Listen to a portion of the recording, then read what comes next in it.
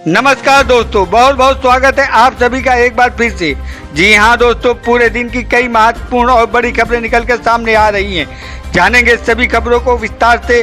तो दोस्तों, खबरों में आगे बढ़ने से पहले वीडियो को एक प्यार भरा लाइक जरूर कर दें और ताज़ा खबरों को जानने के लिए चैनल को सब्सक्राइब भी जरूर कर लें।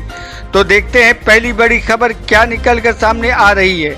प्रियंका गांधी ने प्रतिज्ञा यात्रा को हरी झंडी दिखाकर किया रवाना।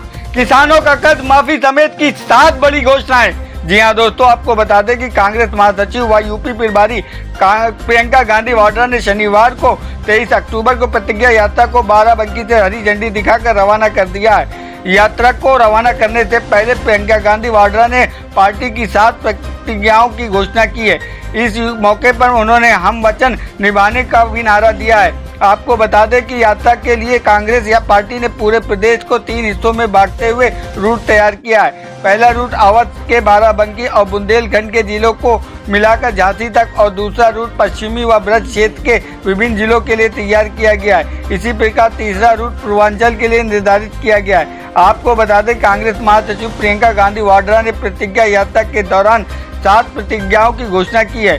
प्रियंका ने टिकटों में महिलाओं की 40% हिस्सेदारी, लड़कियों के स्मार्टफोन और स्कूटी, किसानों का पूरा कर्ज माफ, 2500 में गेहूं धान, 400 पाएगा गन्ना किसान जैसी घोषणा की है। इतना ही नहीं, प्रियंका गांधी ने घोषणा करते हुए कहा है कि कोरोना काल का बिजली का बिल माफ किया जाएगा और सभी उपभोक्ताओं का बिल अदा किया जाएगा। उन्होंने घोषणा की है कि कोरोना की मार झेल रहे परिवारों को 25,000 रुपए की आर्थिक मदद देंगे। और तो वहीं यूपी में अगर कांग्रेस की सरकार आने पर 20 लाख युवाओं को सरकारी नौकरी भी दी जाएगी।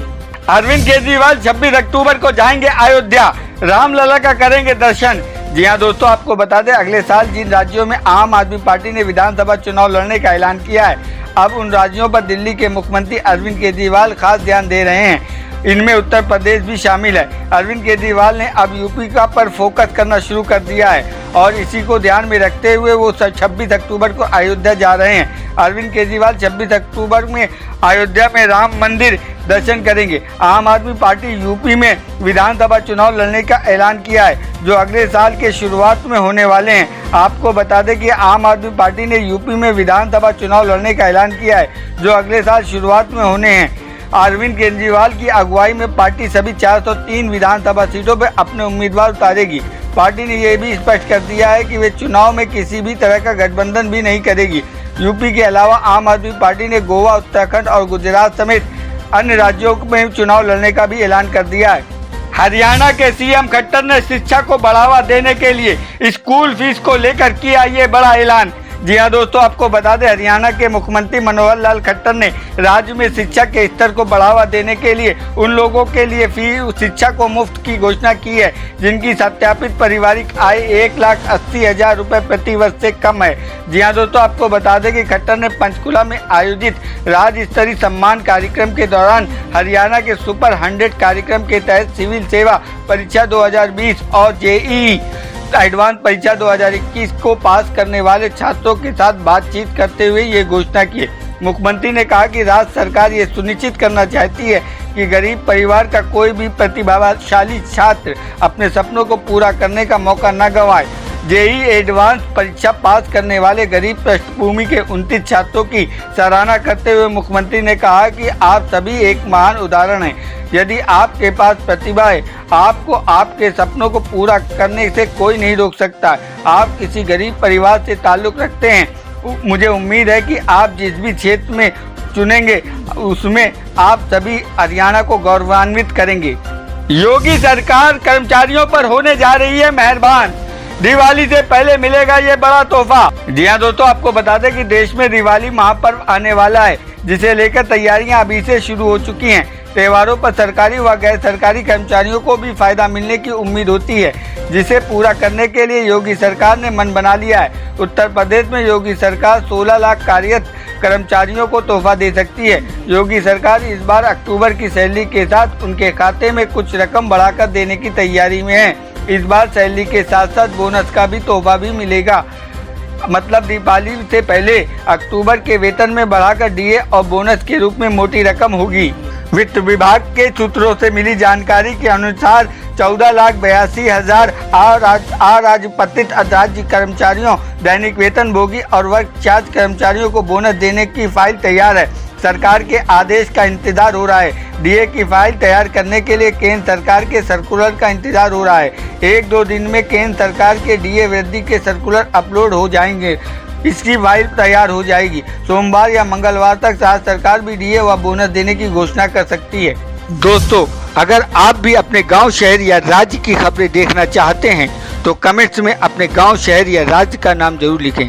और अगर आपको अभी तक किसी भी सरकारी सुविधा का लाभ नहीं मिला है तो वो भी कमेंट्स करके ज़रूर बताएं कि सरकार की कौन सी योजना आप तक नहीं पहुंची है, जिससे कि आपकी बात हमारे चैनल के माध्यम से सरकार तक पहुंचाई जाए। तो चलिए बढ़ते हैं अगली बड़ी खबर की ओर। पाकिस्तान का तालिबानी फरमान, टीवी चैनलों पर हक सीन को किया बैन। जी हाँ दोस्तों, आपको बता दें कि Pakistan electronic media regulatory authority PEMRA ने स्थानीय टेलीविज़न चैनलों से प्यार करने वाले और गले लगाने के दृश्यों को सेंसर करने के लिए कहा है, क्योंकि अधिकारियों को टेलीविज़न नाटकों में ऐसे तत्वों के खिलाफ कई शिकायतें मिली हैं। जिन चीज़ों को लेकर शिकायत भेजी गई है उनमें असभ कपड़े, कैरिंग बैड सीन और इशारों, संवेदनशील विवादास्पद सीन, गैर जरूरी किसी कार्यक्रम को लंबा खींचना शामिल है। Pakistani electronic media regulatory authority ने नोटिफिकेशन में कहा कि सोसाइटी के लिए महत्वपूर्ण तबके का मानना है कि ये ड्रामे पाकिस्तानी समाज की सच्ची तस्वीर को नहीं दिखा रहे हैं। नए आदेश में कहा गया कि ड्रामे में गले लगाना, प्यार से दुलारने वाले सीन, विवाहोत्तर संबंध, अश्लील बेड सीन और शादीशुदा कपल में के रोमांटिक सीन में पाकिस्तानी समाज की इस्लामिक शिक्षाओं और संस्कृति के खिलाफ है। पंजाब किसान आंदोलन में जान गंवाने वाले किसानों की याद में बनेगा स्पोर्ट स्टेडियम। जी हाँ दोस्तों, आपको बता दें किसान आंदोलन में जान गंवाने वाले किसानों की याद में पंजाब में स्पोर्ट स्टेडियम बनेगा।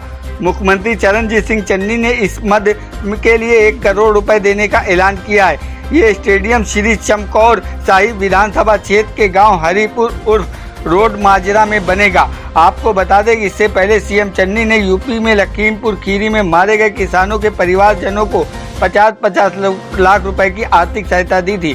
पंजाब सरकार के कृषि मंत्री रणदीप सिंह नाभा ने ये चेक पत्रकार रमन कश्यप की पत्नी आराधना कश्यप, मां संतोष कुमार और पिता राम दुलारे के मृतक किसान सरदार नक्षत्र सिंह की पत्नी जसवंत सिंह कौर को, मृतक किसान लवप्रीत सिंह के पिता सरदार सतनाम सिंह को, मृत किसान दलजीत की पत्नी परमजीत सिंह कौर और मृतक गुरविंदर सिंह के पिता सरदार सुखविंदर सिंह को सौंपे थे। एमएनएस प्रमुख राज ठाकरे हुए कोरोना संक्रमित, मां बहन की रिपोर्ट आई पॉजिटिव। जी हाँ दोस्तों, आपको बता दें कि महाराष्ट्र में जहां हाल के दिनों में कोरोना के मामलों में कमी देखने को मिली थी, लेकिन दिवाली से पहले एक बार फिर से महाराष्ट्र में कोरोना के मामलों में बढ़ोतरी देखने को मिल रही है। इस बीच महाराष्ट्र नवनिर्माण सेना मनसे अध्यक्ष राज ठाकरे को कोरोना वायरस ने संक्रमित पाए गए हैं। इसके अलावा उनके परिवार में मां कोंठा ठाकरे और बहन की भी रिपोर्ट कोरोना पॉजिटिव आई है। उनमें कोविड की मामूली लक्षण है। फिलहाल उन्होंने खुद को घर में क्वारंटाइन किया हुआ है। मुंबई महानगर पालिका के अधिकारी ने बताया कि राज ठाकरे और उनकी मां दोनों को हल्के लक्षण हैं और उन्हें दादर स्थित उनके घर पर क्वारंटाइन कर रहने को कहा गया है। ठाकरे के एक वरिष्ठ सहयोगी ने उनके संक्रमित होने की पुष्टि की है। ठाकरे 53 वर्ष के हैं। हाल में नासिक, पुणे और ठाणे का दौरा किया था। बीएमसी के अधिकारियों के मुताबिक राज और उनकी मां को कोरोना वैक्सीन की दोनों डोज लग चुकी है। फारूक अब्दुल्ला बोले, कश्मीरी पंडितों की वापसी के लिए माहौल ठीक नहीं, बताया घाटी में शांति का फार्मूला। जी हाँ दोस्तों, आपको बता दें कि नेशनल कॉन्फ्रेंस के नेता और जम्मू कश्मीर के पूर्व मुख्यमंत्री फारूक अब्दुल्ला ने केंद्र की मोदी सरकार पर हमला बोला है। फारूक अब्दुल्ला ने बीजेपी पर देश को धर्म के आधार पर बांटने का आरोप लगाया है। फारूक अब्दुल्ला ने ये आरोप ऐसे समय पर लगाया है जब अनुच्छेद 370 खत्म होने के बाद पहली बार गृह मंत्री अमित शाह जम्मू कश्मीर के दौरे पर पहुंचे हैं। इंडिया टुडे से बात करते हुए फारूक अब्दुल्ला ने कश्मीर में हाल में हुई नागरिकों की हत्याओं पर कहा कि इन आतंकी हमलों में केवल हिंदू ही नहीं बल्कि मुसलमान भी मारे गए हैं। उन्होंने आगे कहा कि घाटी का माहौल अभी कश्मीरी पंडितों की वापसी के लिए ठीक नहीं है। जम्मू कश्मीर के पूर्व मुख्यमंत्री ने कहा है कि घाटी में होने वाली हालिया घटनाएं उन लोगों के लिए आंखें खोलने वाली हैं जो ये कहा करते थे कि अनुच्छेद 370 खत्म कर देने के बाद आतंकवाद खत्म हो जाएगा। आप घाटी में तब तक शांति नहीं ला सकते जब तक यहां पर अनुच्छेद 370 को बहाल नहीं कर दिया जाता। भारत बनाम पाकिस्तान मैच रद्द करने की मांग पर शशि थरूर ने कह दी ये बड़ी बात। जी हां दोस्तों, आपको बता दें कि रविवार को अपना T20 वर्ल्ड कप टूर्नामेंट का पहला मुकाबला खेला जा रहा है। भारत का पहला क्रिकेट मैच पाकिस्तान के साथ होने जा रहा है। इस कड़े मुकाबले पर भारत के साथ साथ पाकिस्तान सहित पूरी दुनिया के क्रिकेट फैंस की नज़र होती है, लेकिन इस मैच को लेकर देश भर से मंत्रियों सहित कई नेताओं ने मैच का अपना विरोध जताया है, जिसके बाद अब भारत पाक T20 विश्व कप मैच पर कांग्रेस नेता शशि थरूर ने अपनी प्रतिक्रिया दी है। आपको बता दें, कांग्रेस नेता शशि थरूर ने अपने बयान में कहा है कि जब तक हमने पाकिस्तान के साथ संबंधों को पूरी तरह से बाधित कर दिया है तब तक सब कुछ चलता रहना चाहिए। 1999 के कारगिल युद्ध के दौरान मत भूलना, सत्ता में भाजपा की सरकार थी और हमने पाकिस्तान के खिलाफ विश्व मैच खेला था।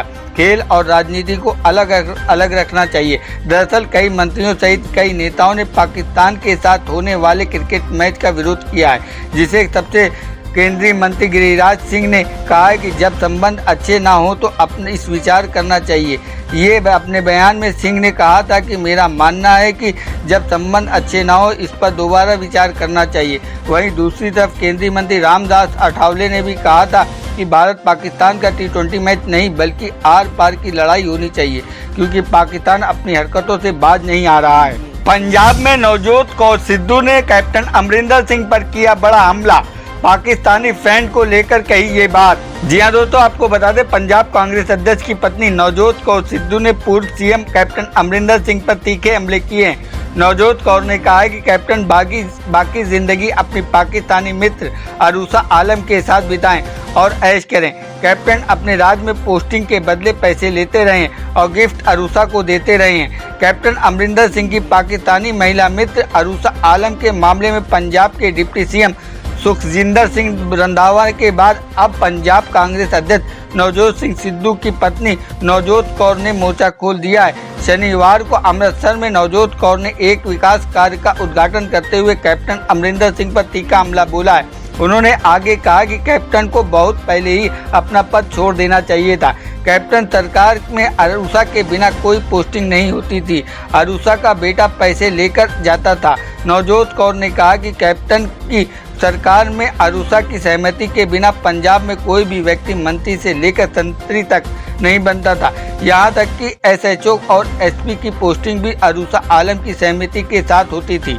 यूपी में 5 सालों में सबसे ज्यादा 37% एनकाउंटर मुसलमानों के हुए, OIC का बयान। जी हाँ दोस्तों, आपको बता दें, उत्तर प्रदेश विधानसभा चुनाव के लिए अपनी कमर कस चुके AIMIM के अध्यक्ष असदुद्दीन ओवैसी ने अब 19% मुसलमान वोटरों को केंद्रित करने की मुहिम शुरू कर दी है।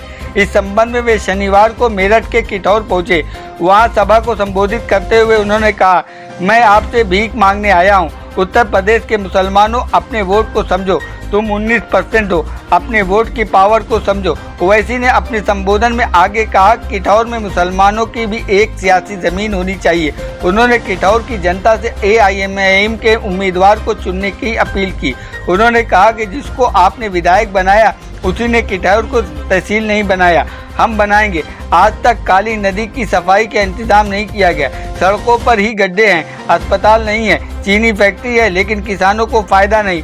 आप हमारे उम्मीदवार को चुने, हम यहाँ फल मार्केट बनाएंगे। ओवैसी ने कहा कि अब किठौर को तहसील बनाना चाहिए, हमें चुनिए, हम बनाएंगे। यहाँ का आम बहुत फेमस है, PM खाते हैं और कई देशों में लोगों को खिलाते हैं। अतीक अहमद ने जेल से अपनी तकलीफ का इजहार किया है। जेल में बैठे अतीक ने अपने लोगों को पैगाम भेजा है। उन्होंने मुस्लिम वोटरों को अपील करते हुए कहा कि इतनी संख्या में मुसलमान हैं लेकिन कोई लीडर नहीं है। सपा बसपा कांग्रेस को वोट देकर हमारे मुकद्दर में क्या आया? इनकाउंटर, गरीबी, बेरोजगारी।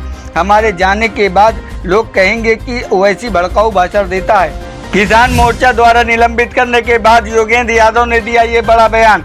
जी हाँ दोस्तों, आपको बता दें कि लखीमपुर खीरी में हुई हिंसा में मारे गए एक भाजपा कार्यकर्ता के परिवार से मिलने के बाद 1 महीने के लिए निलंबित करने के संयुक्त किसान मोर्चा के फैसले को स्वीकार करते हुए सामाजिक कार्यकर्ता योगेंद्र यादव ने कहा है कि किसी भी सार्वजनिक आंदोलन में व्यक्तिगत समझ पर पूरी सामूहिक ज्ञान होना चाहिए।